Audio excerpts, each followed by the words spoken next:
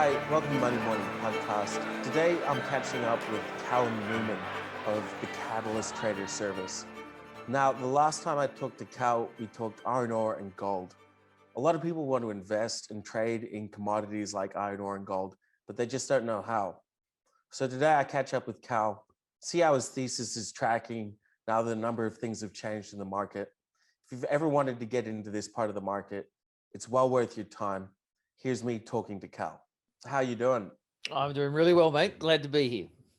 Awesome. Well, the last time we talked, Cal, we were talking a lot about iron ore, and you sort of converted me to the hypothesis that a lot of people are wrongly writing off iron ore. So what I saw just recently in the last couple of days is trying to cut the reserve requirement ratio, um, and that sort of gave commodities across the board a bit of a jolt, including iron ore. Is that something you expected? I have to be honest, I didn't expect that. It's just a bit of a cherry on top, actually, at the moment, or looks like it's going to be for a while. I can't remember exactly how long ago we spoke. Was it like 4 weeks ago? Maybe a month and a half, actually. Yeah, maybe a little bit more. So, anyway, the surprising thing still is that iron ore is over $200 a ton US. Um, and it's stayed up there. Now, everybody said it was going to go down, and they've been saying that for ages, but it just keeps staying up there. So the argument I made to you at the time was that just it was just a huge profitable sector right now, and there's a whole suite of junior guys going, "Hey, there's a heap of money to be made here. Let's come into production." So that has played out, and there's if anyone watching or listening this wants to go back to our original chat and then go and have a look at a chart of a stock called Phoenix Resources, called FEX, was the ticker code, or one called Grange Resources, which is GRR, you'll see that they've started to run before that China came out with this bank cut to the reserve requirement. So it was already starting to move as a sector. The surprising thing to me is still the bigger ones are still not moving quite as much as I thought they would have by now, because the cash flows are so strong. But again, it's the same argument. They are making so much money right now. It's insane. And I read the other day, and I put it in today, or the Daily Reckoning, which I write for, not Money Morning. Twiggy Forrest is going to get a $2 billion dividend check this August, or Wow. whenever they pay it. $2 billion. That's insane. There's so much cash flow coming out Yeah. of the iron ore industry. So it's a hot sector. Is this mining boom 2.0? Is Australia just going to run hot on iron ore for a prolonged period of time, you think? It's certainly possible. I mean, now all commodities are volatile beasts, so they can go all over the shop. One thing I'm tuning into, I'll put it like that, is when we talk about iron ore, it's all about China, China, China, and they are the big producer and big importer, and that's understandable. But steel prices in America and the European Union are booming as well. So steel demand is just roaring all over the world. And if you go back 5 years, 4 years, all the investment banks told the big miners that iron ore was, had a few years left in it, and then that was that. So they haven't really invested with this boom in mind. So whether they can supply the market, I mean, we talked last time about how Brazil has had the safety issues, which has suppressed them. We're going to find out, but for now, it's just huge cash flows. And lately, against my expectations, the Aussie dollar's gone down. Now, normally when iron ore is roaring like this, the Aussie dollar goes up because all the money's pouring into Australia. But we've had this little shift up in the US dollar. So again, all that, so your iron ore is priced in US dollars, converted into Australian dollars. It's huge. Yep. There are a couple small points I wanted to bring up. So you mentioned Europe. Well, I think Lagarde came out, which is the head of the ECB. She came out and said, well, she pulled a Jerome Powell and said, we're happy for inflation to run hot and we'll do whatever we need to. And then you combine that with Biden's looming infrastructure bill. All that infrastructure needs steel. There are a lot of factories starting to line up for a prolonged iron ore boom, which I'm sure you're pretty excited about because you got onto that early. Um, Yeah, but and well, I what I told my wanted guys the other to day, sort like of you just look at ask you, wind farms and that sort of stuff. I mean, it's like yeah, enormous. So the renewable energy build out is another big one. Now, in the service that I run, Catalyst Trader, even though we could paint a picture of a big 5 years, um, my time frame is much shorter. I just look next quarter ahead, basically. So while things are good for iron ore now, I try and capitalize on it. yeah. Well, that was my next question was how your sort of iron ore trades tracking now. We've done a couple. So one we did when it No first specifics. rallied up to over 200, which nobody expected. So we got a good win there. One of the other juniors is just in the last month just flown up. I've got two bigger ones now. One I'm really pumped for, and I expect it to move in the next 3 months because just the way.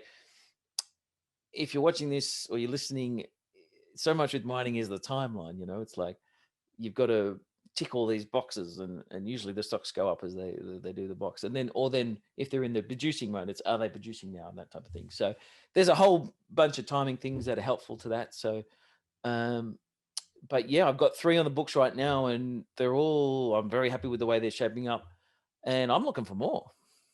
Wow. Okay. Well, sticking on the mining theme, Cal, a little birdie told me you're getting very interested in gold. Not a birdie. I actually read your publications. But regardless, I just wanted to see what your thoughts are on gold. What are your sort of underlying justifications for a renewed interest in this sector? And I guess what you're looking for in gold stocks at the moment. Okay, well, we go back a year, and gold was booming, and everybody wanted to be on the gold sector. Um, so in like July 2020, I said to my subscribers at the time, I said, look, this is going over the top now. Like you've got these piddly little explorers with these massive valuations, and everybody's just pouring in. Didn't matter what they were doing. A little announcement, they'd all roar up. And just experience said, like, it's not the time to be buying gold. Lo and behold, for the next, so we say 8 months, gold sector in Australia got absolutely hammered. The big guys were down 40 to 50%. The juniors were smashed like 80%. And it was really interesting to me because around about February, I didn't know it at the time, but I stuck my neck out and said, look, these things are so beaten up now. We'd be crazy not to step in because the ironic thing is, even though the share prices had been smashed, the actual gold price in Aussie dollars was still pretty good. So they were still making money. And because the gold industry has been so good in Australia for quite a few years now, some of these mid-cap gold stocks, they have so much money. Like we're talking hundreds of millions of dollars on the books. So I'm sitting there going, okay, all these guys are down 50%. I can buy a gold stock that's got hundreds of millions of dollars in cash on a PE of like 5, and they're still making good money. So I started to step in March. Then, whatever reason, gold went on a run, all the gold stocks at least, because it's the gold price steadied. So the fear was that it was going to keep going down and drag everything. And my argument hasn't changed. So gold stocks have pulled back a little bit, but Aussie gold is 2,400 an ounce. So if they can get it out of the ground at around 1,200, 300, 400, it's very good margin. So again, like the iron ore guys, it's like there's huge cash flows here, and they're not overly expensive to buy. And my observation of the market is that the market itself is only prepared to pay up for stocks with good solid earnings. Like a lot of the speculative stocks or the growth stories, they're just not moving at the moment. So within the broader context of the market, I want to be in the sectors that are making lots of money. And then just from a risk factor, I go to bed and hit the pillow. I feel a lot better when the stock I've either recommended or I've got it has, millions of dollars in cash and making huge amounts of money. And we're about to come up to the earnings season. They'll be paying out dividends and stuff. So it's I'm not saying it's no risk, of course, but It's an attractive risk reward proposition to me. And the thing with Australia, you have so much choice. There's so many gold companies, maybe too much choice. Um, but you really can get a basket of good opportunities. And that abundance of choice is where you come in, Cal. Well, yeah, And you do have to be. It is a labor of love, maybe, to go over it all, because you got to be, again, you got to go through the books and see what projects they've got and how long their production's going to go for and their margins. And it's not, as I say, it's not risk free, because over in WA there's labor shortages. Some of the mining companies, yeah, they're missing their targets now because they can't get staff, they can't get trucks, all this sort of stuff. So I got whacked with one of those the other day. Um, and then, in again, like the broader context, when does gold do best? When there's negative interest rates, or negative real interest rates, which is what we have in America. So it's a favorable environment for gold as a backdrop. and just one small tidbit which popped up in the mainstream press recently was that APRA is looking to, I guess, check whether the big four banks sort of IT systems are capable of dealing with negative rates. And of course, when they front the press, they say, oh, of course, we're not going to do this. We're not going to do negative rates. But the fact that they're actually putting mechanisms in place for negative rates, well, it's sensible. I mean, negative rates aren't sensible, but it's sensible if you're going to do this poorly Well, devised scheme to actually get people prepared for it, which, eventually could play into the gold price. well, I mean, the opportunity cost of holding gold is not bad if your deposits earn nothing, or are getting uh, negatively charged, which maybe happens one day. I think probably in Australia they don't want to do negative rates, but they may not have a choice if the whole world goes negative. Um, so as you say, it is very interesting. So I think gold, again, it's just another layer to the risk reward proposition, that the argument for gold is very strong. And finally, Monday morning subscribers will probably be hearing from you in the near future about Catalyst Trader. It's a great product, and I say that wholeheartedly. I read the service, and I'm fascinated by the way you work. You'll actually get the opportunity, if you open that email, to find out about a free tip. Uh, do you want to elaborate on why you like this tip so much? And I guess why people should be excited to learn about Catalyst Trader. Well, so it's a gold stock. We can say that. And I just see such a very similar situation to the iron ore. So go back a couple of, say a month. You have the iron ore price really high, all this money pumping through the sector. But what was suppressing the stocks, or they weren't necessarily rallying alongside that, because there was a perception that, oh, this is the peak, like iron ore is going to drop, we're going to stay out. And in a sense, that could still be valid. But at the same time, the attractiveness of the trade to me was, well, what if it doesn't come down? Then the stocks basically have to re-rate higher. Now I see, and as again, if you're watching or listening, go and look at those charts I told you, FX and GRR, for an idea of what can happen when the market goes, you know what, we priced this outcome, but this other thing, better thing has happened. And so that they can really run. Now, to me, the same thing is brewing in gold. For whatever reason, the fundamental, let's say, the background is the fundamentals for the gold sector are very strong. Aussie dollar gold is very high. The margins are good. The producing companies will be making a lot of money. Something, and I'm not sure what it is not causing the gold stocks to rally like they did in 2020. However, there's a very good chance that gold goes on a run, as I said, from the negative interest rates in the next quarter to 6 months. And if it does, the market will go, holy moly, these companies were already making a fortune. Now they're making even more money.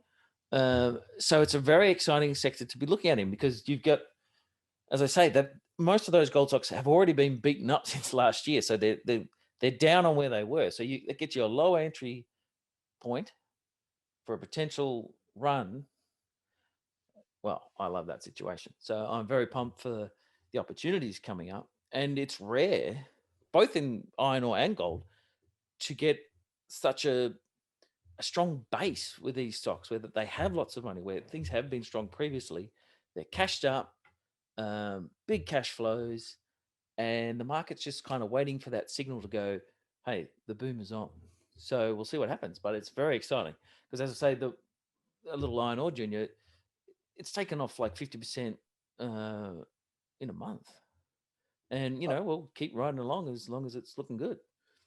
That's pretty exciting, Cal. Thank you so much for coming on today. Pleasure. I always enjoy our chats. And for people who are watching the market, there's a lot of good nuggets in here in these chats for people who want to learn more about how to either trade or invest. I think we aim to educate as well as just yammer on like we tend to do in the office. No, well, absolutely, because we're very privileged to be able to watch the market every day and see what happens. Most people have to go and do other things, and it builds a base of insight that we can exploit. At least for me, because is what I do all day, is sitting there watching, studying, and evaluating. And when an opportunity presents, if you've done your homework, you go, time to move. So that's what we can bring to the table.